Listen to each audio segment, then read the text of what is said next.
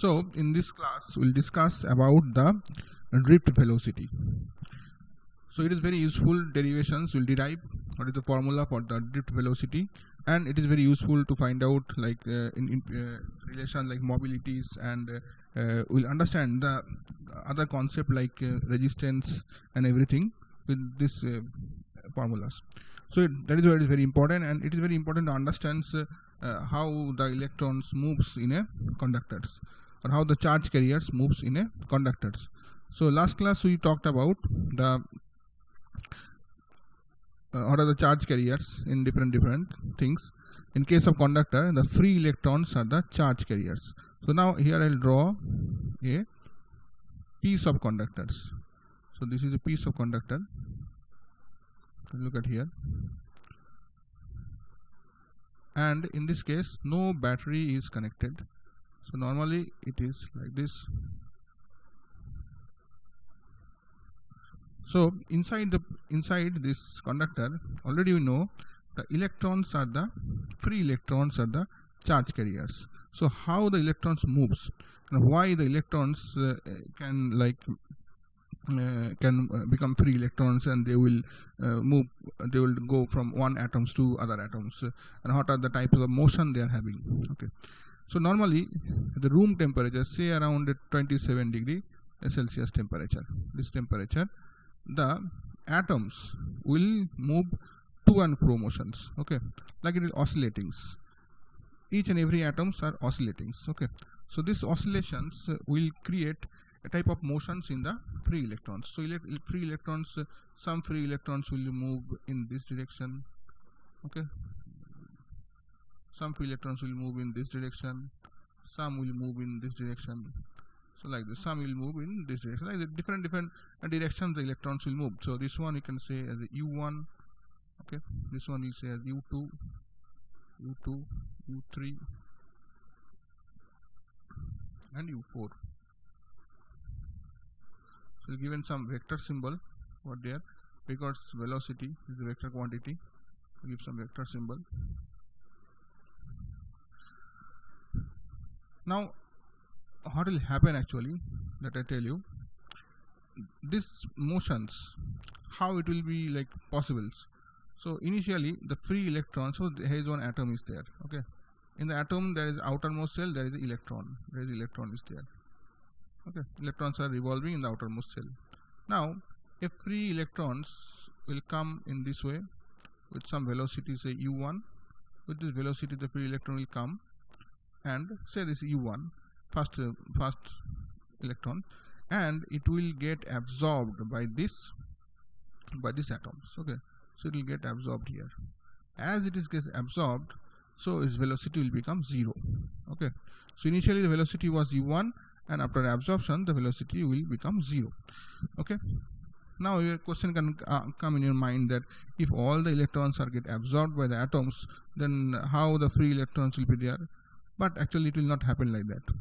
As the electron is absorbed, so there is already there are electrons are there, negative charge were there. So in the outermost cell the negative charge particles will also increase. So some of the electrons will also come out from here with some velocity. So no one can say which direction this electron will come out or when this will come out. No one can say this one.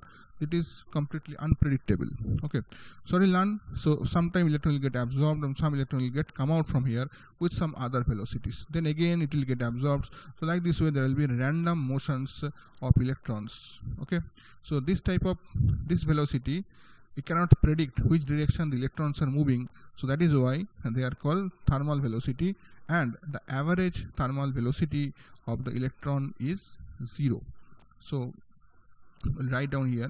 So first we'll write down u1, because you have to write in vector form, because if I find out the scalar sum, then we'll get some value, but the vector sum will be 0.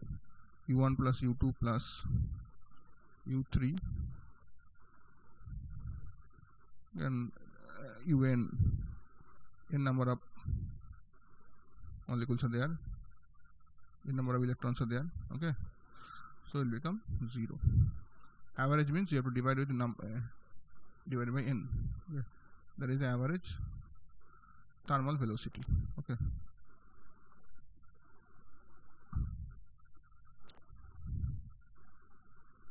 is 0.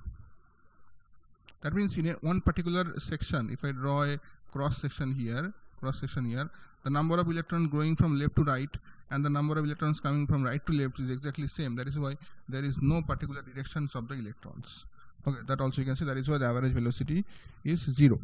Okay, and this thermal velocity, this random velocity is also can be found out. The value of the random motion of the electrons is around 10 to the power 5 to 10 to the power 6 meter per seconds.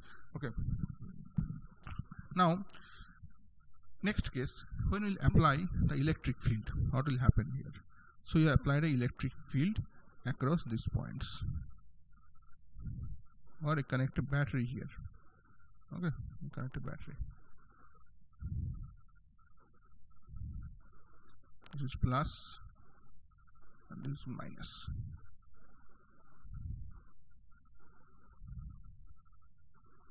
So when we connect a battery, you can understand this. The electric field will be set up in this direction. The electric field is set up in this direction. Okay. As the electric field is set up in this direction, so what will happen? The electrons will be pulled by the electric field with the force called a, you know this formula, F is equal to how much? F is equal to Q into E force. So Q into E. Here electron is there. That is, it will become minus E into E. Okay. The electron will get force in the opposite direction. So electron will get force in this direction. Okay.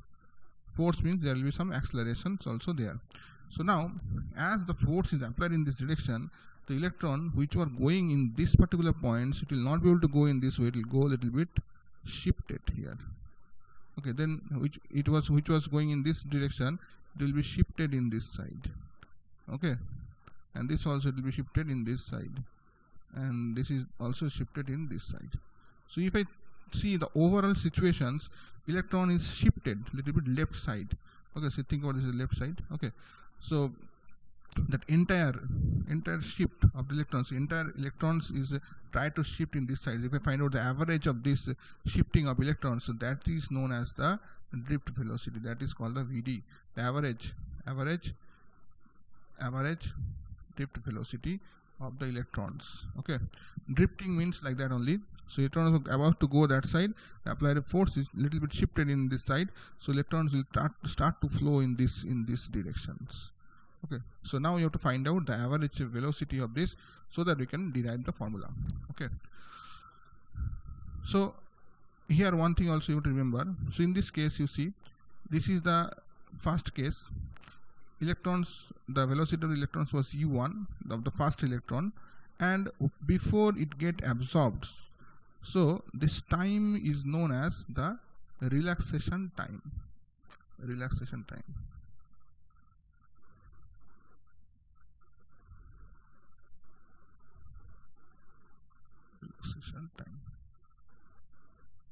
And normally it is denoted as tau. So for the first molecules, this will become tau 1. Okay. For this one, it will become tau 2, it will become tau 3, tau 4, like this. Okay. So now it is get shifted. It is having some other velocity here. Suppose after applying the electric field, its velocity will become v1 before it get absorbed. Why it is become drift velocity? Because it is not a smooth motion of the electrons. Okay. So sometime electrons will get absorbed. Now some electron will come out from the atoms, then again it will get absorbed. So like this way it will get stopped and then it will get motion. Like this way it is pause and motion. Okay. Sometime it will get stopped and it will get moved. Okay. So that is why it is called drift. Okay. Now what you can write for this? First you have to find out that how much force is there. So if electric field E is applied, the force on electron F will be equal to how much? F will be equal to minus EE. Minus E, force is applied on the electron. Okay. Now what is the acceleration here? Acceleration here, because that is minus EE by M. M is the mass of one electron. Okay. Now initial velocity was u, and after getting this force, velocity has changed to v. So what you can write about v1? So V1 we can write for the first molecules, for the first electron, that is simple formula, that is U1 plus A T1. That is the first formula. And in case of second molecules, this is another molecules, another electrons, not molecules, electrons. So V2 is equal to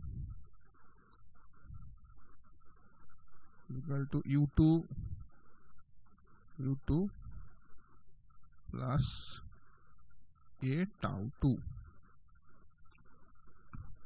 Because relaxation time is not same for all. Okay, some molecules will be here, some electron will be here, will get collapsed, get attached to this one. So time is not same for all. So like this way, if I can do for the n number of charge carriers, so Vn will be equal to Un plus A tau n. Okay. So what I told you, the average of this V1, V2, V3 is known as the drift velocity. So we'll find out the average of this. So average of this will get Vd. Vd is known as the drift velocity. Okay. So what is Vd? Vd is equal to sum of this divided by, means V1 plus V2 plus I'll write plus Vn by n.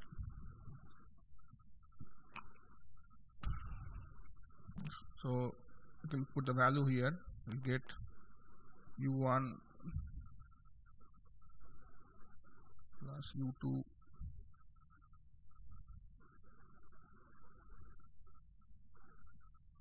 plus Un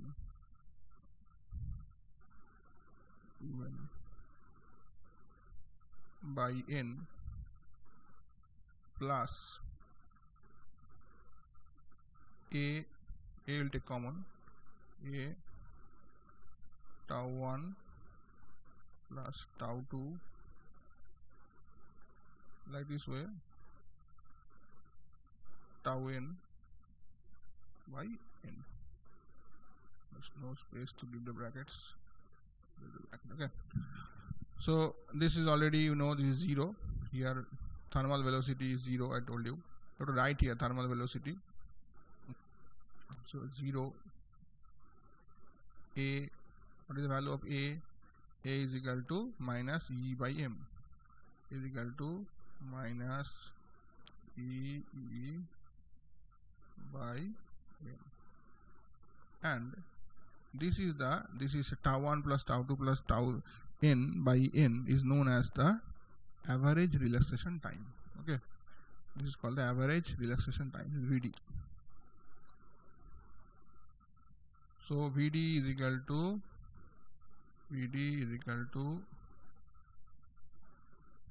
minus E small e capital E by M into tau. That is the formula, very useful formula and very important formula also. So remember it, will be helpful throughout this chapter, like to explain the resistance, and some relations are also there, resistivity, everything will be related to this formula. Okay.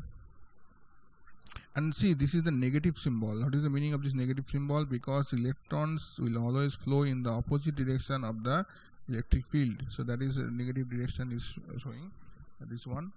Okay. So this is called, I have written this formula, I forgot to tell this. See what is written here. Drift velocity is defined as the average velocity with which free electrons, conductors get drifted in the direction opposite to the directions of the applied electric field, and this is known as the drift velocity. So question comes from this chapter, what is drift velocity, what is relaxation time, and derive the formula of the drift velocity. and like this. So you understood this one. What is the relaxation time? I told you is the relaxation time. Okay, and SI unit of relaxation time is what? Second. What is the SI unit of drift velocity? That is the meter per second is the velocity. Okay, so thank you very much. Next class will continue from some other topics. Okay.